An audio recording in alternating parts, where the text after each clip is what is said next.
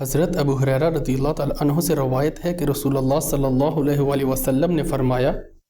ایک عمرہ کے بعد دوسرا عمرہ دونوں کے درمیان کے گناہوں کا کفارہ ہے، اور حج مبرور کی جزا جنت کے سوا اور کچھ نہیں ہے۔ حضرت ابو ہریرہ رضی اللہ تعالیٰ عنہ سے روایت ہے کہ نبی کریم صلی اللہ علیہ وآلہ وسلم نے فرمایا،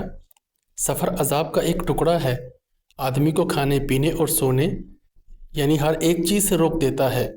اس لیے جب کوئی اپنی ضرورت پوری کر چکے تو فوراً گھر واپس آ جائے۔ حضرت عبداللہ بن عمر رضی اللہ تعالیٰ عنہ سے مروی ہے کہ رسول اللہ صلی اللہ علیہ وآلہ وسلم جب کسی غزوہ یا حج و عمرہ سے واپس ہوتے تو جب بھی کسی بلند جگہ کا چڑھاؤ ہوتا تو 3 مرتبہ اللہ اکبر کہتے اور یہ دعا پڑھتے، اللہ کے سوا کوئی معبود نہیں، وہ اکیلا ہے، اس کا کوئی شریک نہیں، ملک اسی کا ہے اور حمد اسی کے لیے ہے اور وہ ہر چیز پر قادر ہے۔ ہم واپس ہو رہے ہیں توبہ کرتے ہوئے، عبادت کرتے ہوئے، اپنے رب کے حضور سجدہ کرتے ہوئے اور اس کی حمد کرتے ہوئے۔ اللہ نے اپنا وعدہ سچا کر دکھایا، اپنے بندے کی مدد کی اور سارے لشکر کو تنہا شکست دی۔